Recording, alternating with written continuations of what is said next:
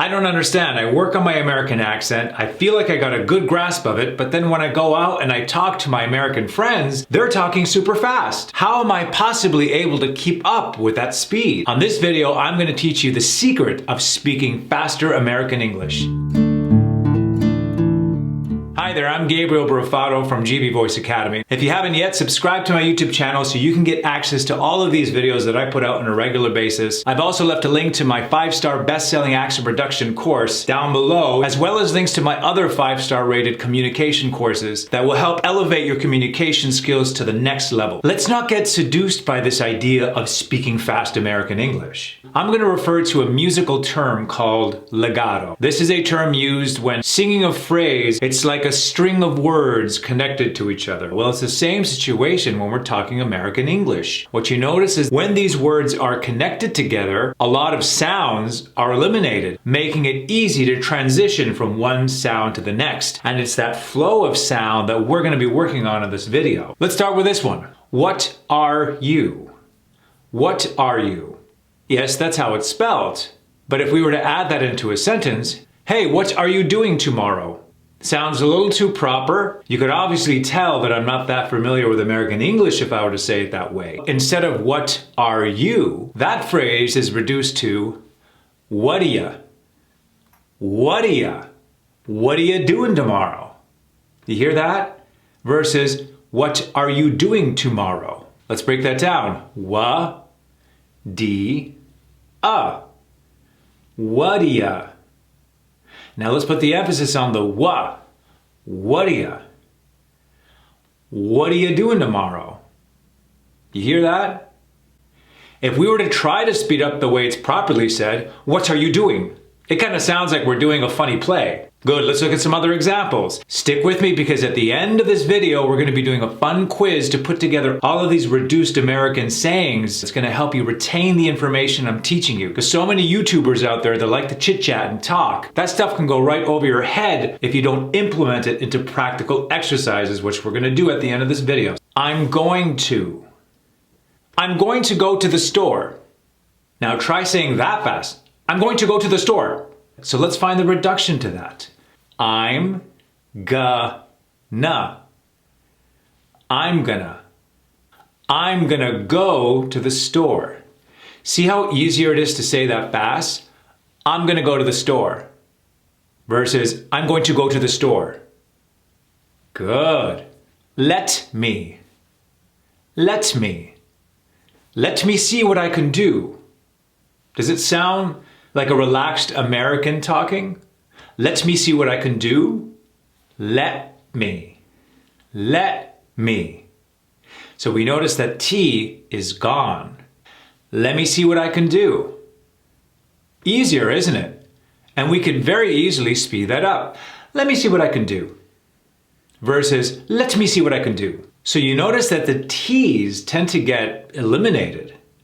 The T's seem to be that sound that trips up when you're trying to speak fast.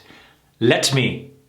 To create that T sound takes a lot of effort, and it's sort of like a big bump in the road that's stopping us from trying to smooth out that sound. You're starting to see that pattern, right? You're moving on. Want to. Want to come check it out? Try saying that fast. Want to come check it out?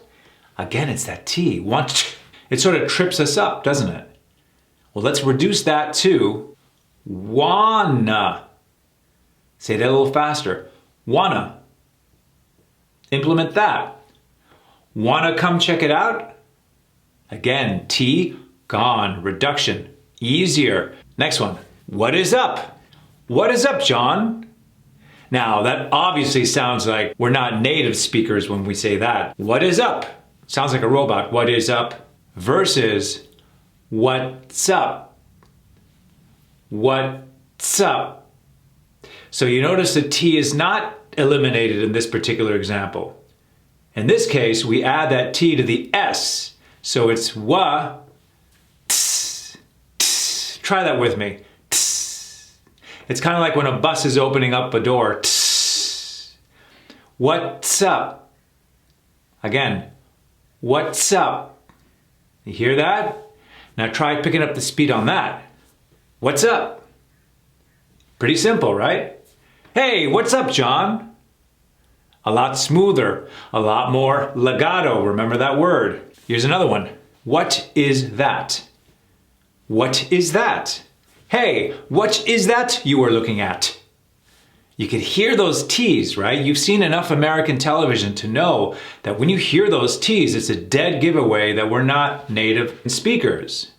Again, let's get rid of those T's and reduce it to this. What's that? There's that tss thing we were talking about earlier, right? Tss. What's that? What's that? It doesn't feel right or sound right when you say it on its own, doesn't it? It feels really weird. You're like, are you serious? This is what they say? But in reality, this is what it comes down to, what they reduce it to. Try it in a sentence. What's that you're looking at? Speed that up. What's that you're looking at? What's that you're looking at? See, when you put it into context with the sentence, you're like, oh yeah, this is something I've heard in American television and movies. What's that you're doing? What's that you're looking at? What's that name again? You hear that? What's that? What's that? Trying to. There are those tedious T's, right? Trying to. I'm trying to get this done by tomorrow. It does sound articulate, but you would only emphasize T's if you're doing a play. You're on a stage trying to articulate these words to an audience of over 1,000 people. Then you have to land those T's. But in everyday conversation, it just wouldn't sound natural. Tryna. Tryna. Feels weird, right? It's like we're saying China. But if you put it into a sentence, I'm trying to get this done by tomorrow. I'm trying to get this done by tomorrow. Good, stick around because at the end we're going to do a fun quiz. We can see if you could identify which one of these reduced phrases to use. Next one, come here. Come here. So what would be the thing that gets in the way of speeding that up? Hey, come here. Hey, come here. He. It's that H. That H is sort of like a big bump on the road, making this a difficult thing to legato through. Come here. Come here. Versus come here. Come here. Come here. Come here. Come here. Check this out. You hear that? Once we realize the ongoing pattern of getting rid of those sounds that stump us, stop the legato flow of these phrases, once your muscles start getting used to that, then you're automatically going to be able to find these patterns on your own when you're speaking, and it makes it easier to try to catch up to their speed. Now, I'm going to give you a few sentences. Your job is to see which one of these reduced phrases to use. Pay close attention. Let me ask you, what are you up to this weekend? Doesn't sound very natural. Let's see if you can reduce that first one. Let me ask you. That's right. Let me ask you. Remember that from earlier? Let me ask you. How about the next one? What are you? That's right. What are you up to this weekend? So now let's put it together, slow, and then we're going to speed it up gradually. Let me ask you, what are you up to this weekend? Let's see if we could speed that up. Let me ask you, what are you up to this weekend? Now let's match the speed of these American speakers.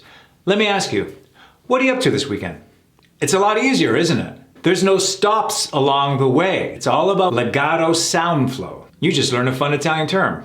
Next one. Can you come here for a second? I'm trying to figure out this schedule. What's that first one? Come here. There's the big barrier. Come here. That's right. Come here. Come here. Can you come here for a second? Good. How about this next one? I'm trying to figure out. That's right. I'm tryna. Remember that one, that weird one? I'm tryna. I'm trying to figure out this schedule. All right, let's do it again with these reductions. Slow and then eventually speed it up. Can you come here for a second? I'm trying to figure out this schedule. Good, a little faster. Can you come here for a second? I'm trying to figure out this schedule. Awesome, let's do it in real time. Can you come here for a second? I'm trying to figure out this schedule. Sounds just like the things we've seen on American TV and on television shows. Next one. What is up? I'm going to head over to the bar for a drink. Want to come? It's pretty obvious what's in the way there, right? What's that first one? That's right. What's up? There's that tss from earlier. What's up? What's the next one? That's right. I'm gonna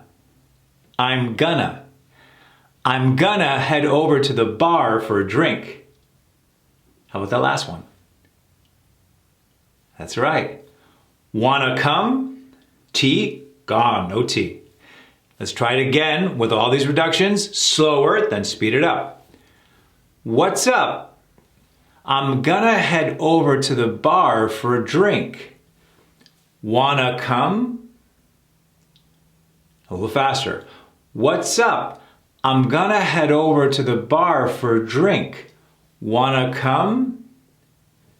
Let's do it in real time. What's up? I'm gonna head over to the bar for a drink. Wanna come? Now, even though we're starting to identify these reduction patterns, to get to that fast speed, we still have to practice like I teach you in all of my videos. But identifying these reductions makes it easy to attain that level of speed. Last one, here we go. What is that girl's name? I want to ask her on a date. What's that first one? That's right. What's that girl's name? What's the next one? I want to, I wanna. Let's do it again with those reductions, slow first. What's that girl's name? I wanna ask her on a date.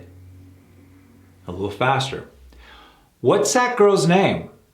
I wanna ask her on a date. Let's do it in real time. What's that girl's name? I wanna ask her on a date. When you get to that level, it's pretty fast, but there's no way we could achieve that speed if we have those T's and those H's in between to stop that legato flow. So once your muscles get used to that, eventually you'll get to the speed of your fellow American speakers. Fantastic work. Follow me on my social media platforms so I have other ways to get my information to you.